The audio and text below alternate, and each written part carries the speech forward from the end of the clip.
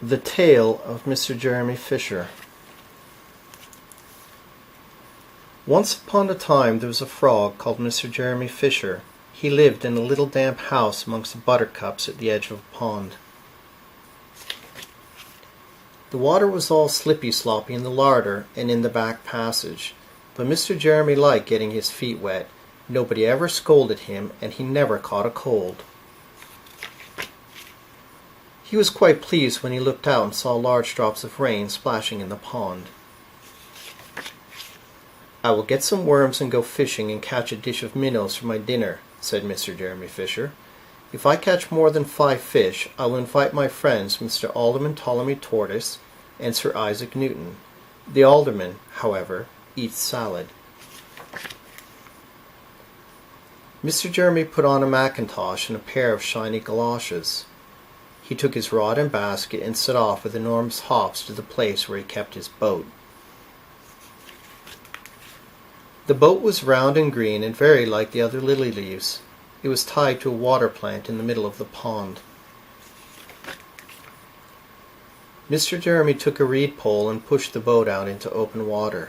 "I know a good place for minnows," said Mr. Jeremy Fisher. Mr. Jeremy stuck his pole into the mud and fastened his boat to it. Then he settled himself cross-legged and arranged his fishing tackle. He had the dearest little red float. His rod was a tough stalk of grass. His line was a fine long white horsehair, and he tied a little wriggling worm at the end. The rain trickled down his back, and for nearly an hour he stared at the float. "This is getting tiresome.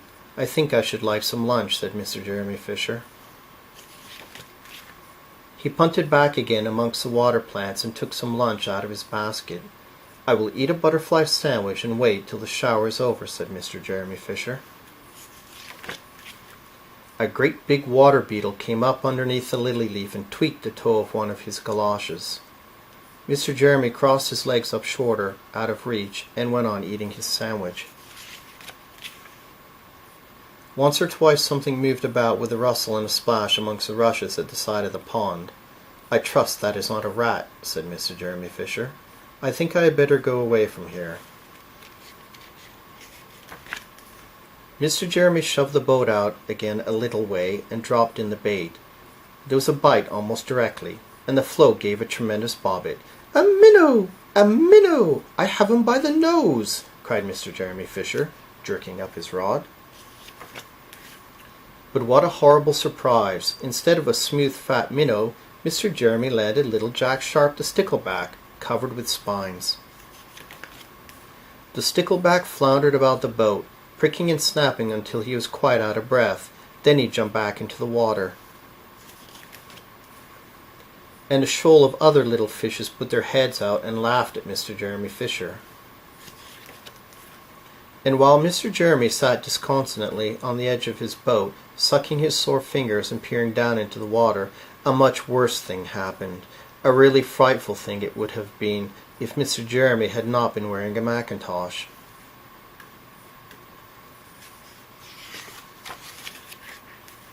A great big enormous trout came up kerploff with a splash, and it seized Mr. Jeremy with a snap. "Ow! Ow! Ow!" And then it turned and dived down to the bottom of the pond.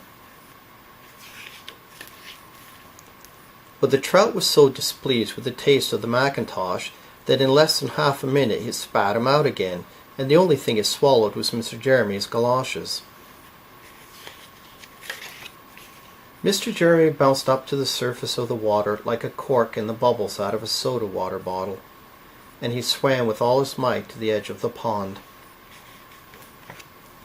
He scrambled out onto the first bank he came to, and he hopped home across the meadow with his mackintosh in tatters.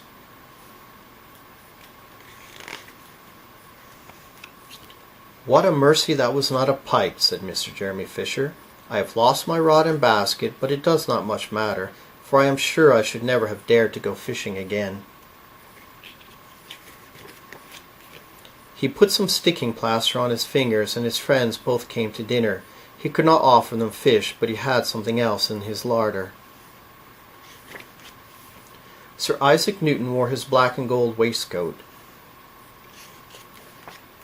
and Mr. Alderman Ptolemy Tortoise brought a salad with him in a string bag. And instead of a nice dish of minnows, they had a roasted grasshopper with ladybird sauce, which frogs consider a beautiful treat, but I think it must have been nasty. The end.